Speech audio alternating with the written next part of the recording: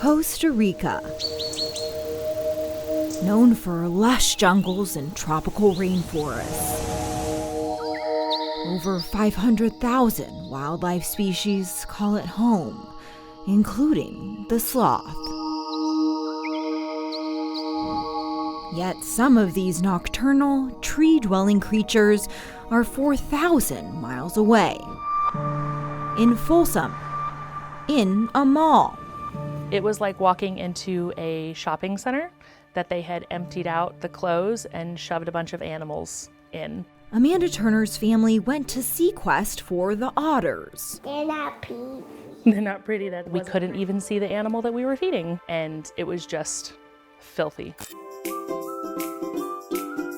SeaQuest is a national chain with 7 different locations across the U.S. advertised as interactive aquariums. But it's not just fish. Wild animals from 5 different continents are at the Palladio Folsom Mall, the only SeaQuest location in California. I was just overall disgusted with the conditions, the smell, how they were treated. So we decided to go to SeaQuest to get a first-hand look.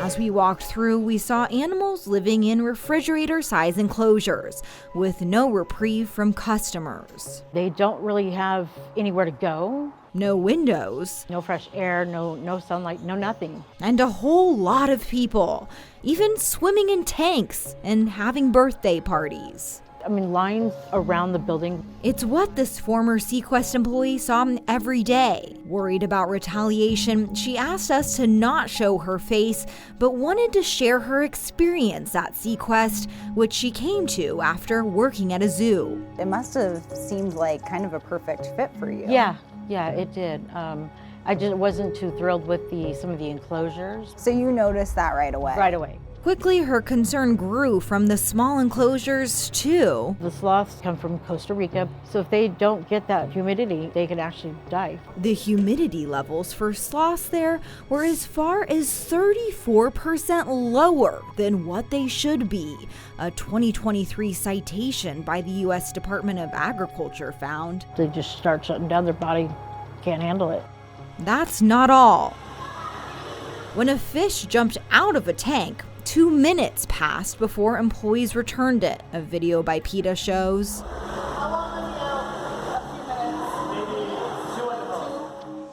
In 2023 alone, records show the USDA found SeaQuest Folsom storing toxic cleaning chemicals near bird food, an abundance of flies, an open electrical socket in an animal enclosure, and not having records on where or how they got birds. That's just at the Folsom location. Records show across the U.S., SeaQuest has been cited by the USDA over 80 times since 2019. In collaboration with ABC News, we asked SeaQuest for an on-camera interview. They declined, but in a written statement, they said they implement training and procedures to prevent citations and do daily USDA checks. As for the lack of sunlight, they said UVB lights have the same benefit the sun does, and animals have adequate room for their health and mental stimulation in their enclosures. As for how SeaQuest gets animals, I don't know where they came from. But we did find in 2013, the brother of SeaQuest CEO was sentenced and spent time in prison for animal trafficking. The company said he has not ever been nor is currently involved in any way with SeaQuest. Yet, according to the U.S. Department of Justice, in 2016 he traveled to Las Vegas and Layton, Utah, both where SeaQuest facilities are, to consult on aquariums, all while lying to his probation officers about the travel. That was one of my initial concerns too, is where they came from. The animals come from rescues, donations, reputable breeders, zoos, and aquariums, SeaQuest said. Nobody would ever really say it. Willie, haven't seen you all day, girl. Yet her biggest concern was people's interactions with the animals. The interactions are the ones that pay the bills. To pet animals, you pay for an interaction.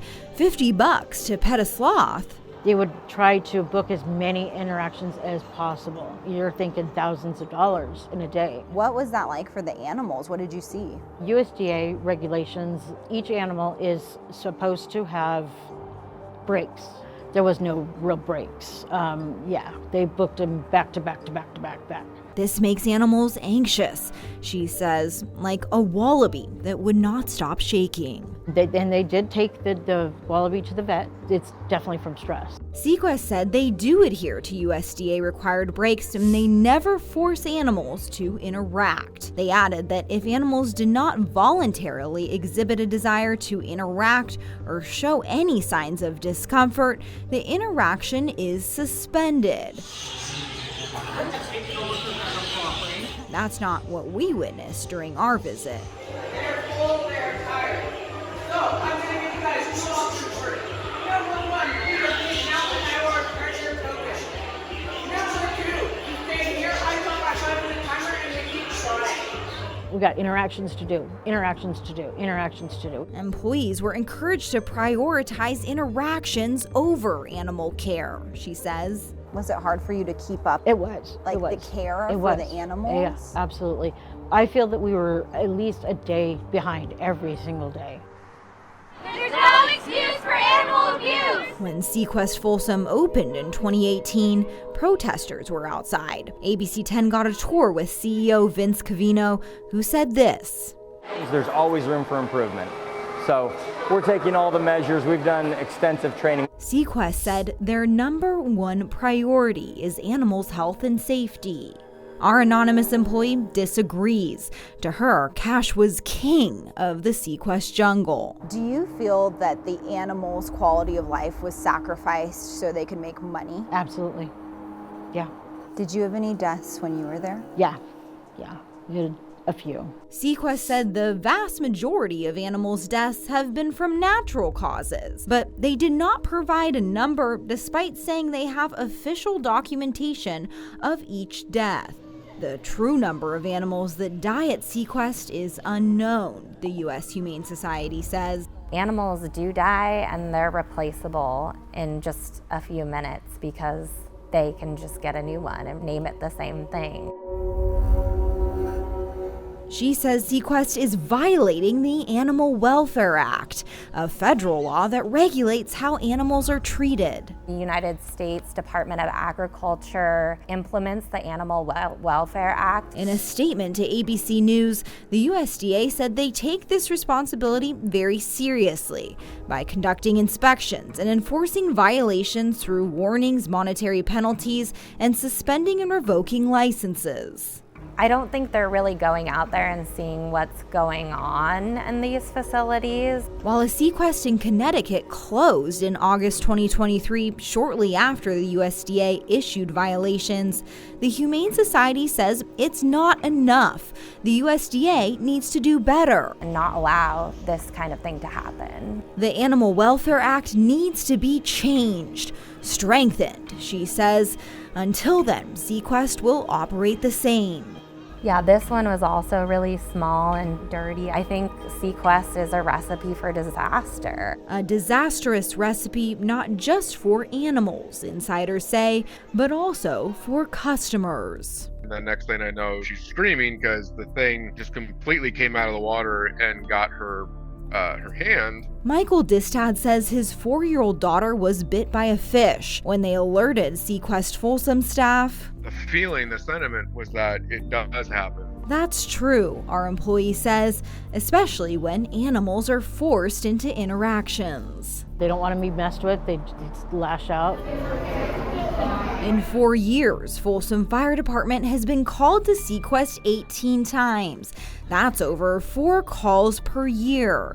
And 15 incident reports have been filed with Folsom Animal Services in the last 5 years. Nationwide, ABC News found at least 76 incidents of people getting hurt at SeaQuest facilities. SeaQuest said guest injuries are taken very seriously. All incidents are documented and their staff are trained for these issues. They did not provide a specific number of times customers have gotten hurt. But the former employee we spoke to says when customers get hurt, it's the animals who ultimately pay the price. They put the one cat that scratched the kid in a small crate for 10 days to where his litter box was spilling into his water. It was awful. For her own well-being, she says she walked away shortly after her year anniversary. It broke me. I cried. I cried for like a couple weeks. I still think of him. She doesn't just think about these animals. Today, she spoke for them. Doing this, it kind of gives me a little bit of peace of mind. Hopefully it makes a difference.